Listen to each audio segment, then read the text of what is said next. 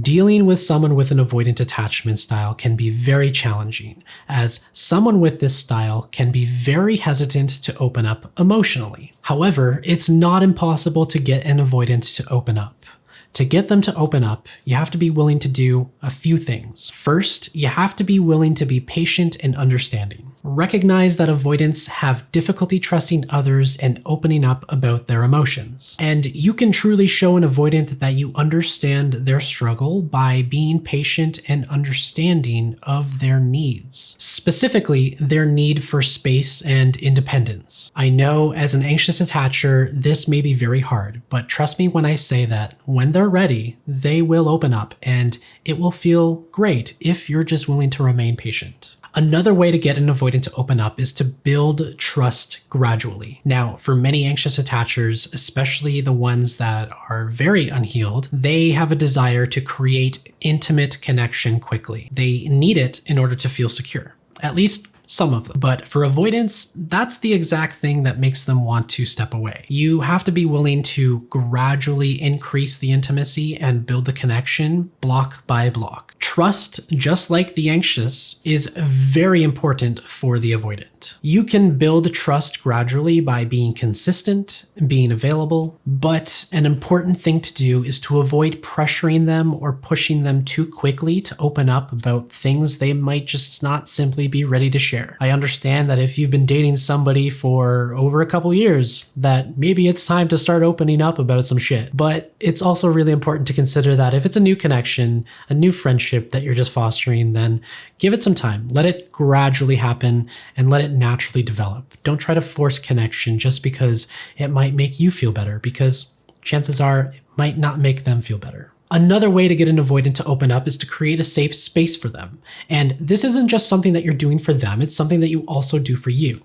It has reverberating effects for both people within the connection. So it's really important that you both foster an environment and connection where it's safe for both of you to open up about your feelings that is free of judgment, criticism, and rejection. One way to do this is when difficult conversations do come up, it's important to be mindful of your reactions, of your body language and your tone of voice, and your choice of words to convey a sense of warmth and acceptance. Also, when these difficult conversations do come up, it's really important to not use confrontational communication. Try to avoid pushing for information or forcing them to open up, but also try to communicate in a way that is non-threatening. It's really important to consider that even if you're not getting your way, that you don't place ultimatums on them, because honestly, ultimatums don't really inspire action. Instead, you can ask them open-ended questions and encourage them to open up at their own pace that feels good for them. Again, if they feel safe, they're going to start opening up with you. Another great way to get an avoidant to open up is to express or show them how you would like to be opened up to. This may be foreign to a lot of anxious attachers because it's so natural and easy for them to want to open up with other people, but you have to consider that avoidants have had a lifetime of suppressing their needs because it's helped keep them safe. I like to think about talking about your feelings as a muscle. When you have had a lifetime of not needing to rely on that particular muscle, you're not going to know how to use it when the time comes.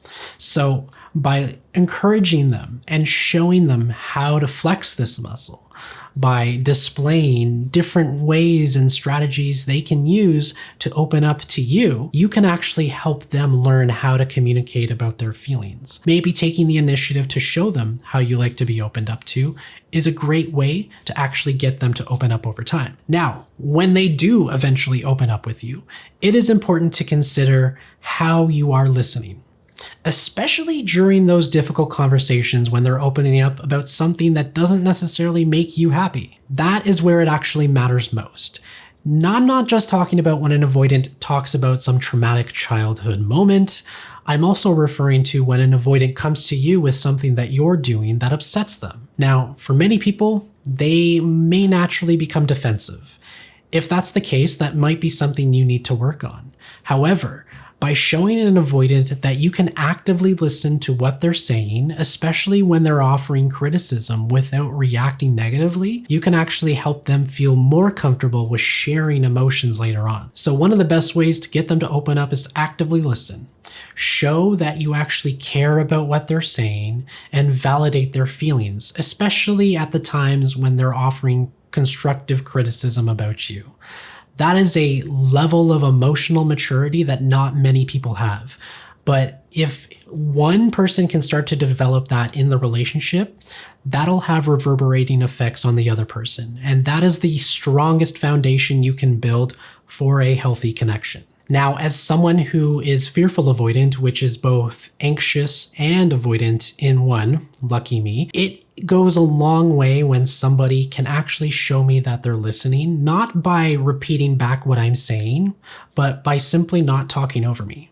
And I'm not saying people can't interrupt me or correct me when I'm wrong or anything like that. But when I'm sharing my side, I find that someone who has avoidant tendencies, it goes a long way when I feel like I can get my word in without being talked over or interrupted or having someone that is immediately trying to fix the issue. Now, when I think about my fearful avoidance and where it came from a childhood of caregivers who were emotionally unavailable, didn't really give me the time to express my feelings and the impacts of those feelings, and they were either quick to dismiss those feelings, aka dismissive avoidant, and also interrupt me and try to fix them. They didn't want to necessarily offer the capacity to feel and sit with those emotions.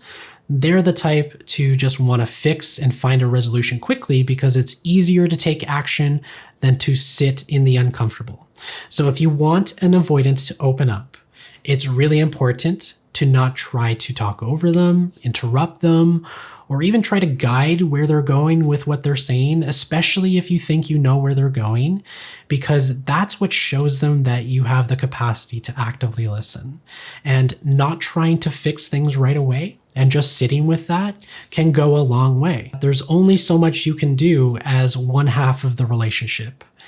Yes, it's on both people to show up and be supportive of each other, but with avoidance, it can sometimes be a one-way street, and you can be doing all of the right things. Their avoidance is just that strong. If that's the case, and you're finding that you have difficulties with them opening up, and it's hard to have really honest, constructive conversations, and there are recurring issues that are coming up, that's where I would consider couples therapy. Couples therapy can go a long way to helping both parties feel like they have a safe space to explore those emotions and communicate them in healthy ways. And if they are unable to do those things, you have that trained third-party professional to guide you both on how to do that. So it's important to understand that just because these are relationships and they're every day and everybody has them, doesn't mean you can't seek external support to become better at them. I would strongly encourage people to take the time, consider therapy as a couple. If your partner isn't willing to do that, that's fine. You can still go to therapy yourself. You don't need someone else to start healing your own attachment style. And in the same way that you can't necessarily rely on all anxious, preoccupied people to begin working on themselves, you also can't rely on all avoidants to begin working on themselves just because you have a desire to do so. So if you're with an avoidant that isn't willing to work on things together, that's a whole other conversation. But for the majority, and I truly mean it, for the majority of avoidance, if you can nail some of those targets that I've outlined just before, chances are they're going to open up. They're going to want to create that connection because they're not robots. They have this deep desire for connection, but it is scary for them because they don't know the language to communicate the feelings and intensity that relationships are built upon.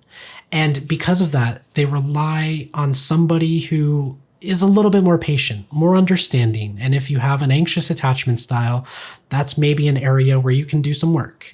It doesn't necessarily always mean that because this person isn't showing up, that it's a fault of their own. Sometimes it's because they simply don't feel safe with you. And I'm sure a lot of anxious attachers can understand that because they don't feel safe with avoidance either, right? So if you're in an anxious avoidant relationship, you're with somebody that obviously you find attractive, you have a connection with, and you want to foster it to become even better. If you can communicate that with your avoidant and reassure them during those difficult conversations, then you can create a foundation for healthier communication. But it takes patience, it takes consistency, and it takes reliability from both people. So I hope this has been helpful. If you are with an avoidant or you're with an anxious, I totally understand that dynamic. I've been there myself.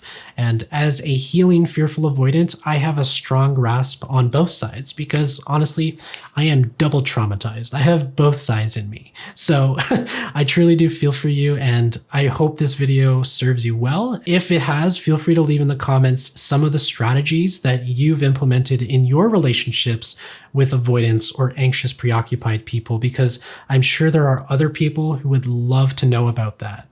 Like, you can look back on my other videos. There are people DMing each other. They're getting to know each other. They're creating connection and sharing strategies on how to get people to open up and just communicate. So honestly, if you have that experience, please share it down below.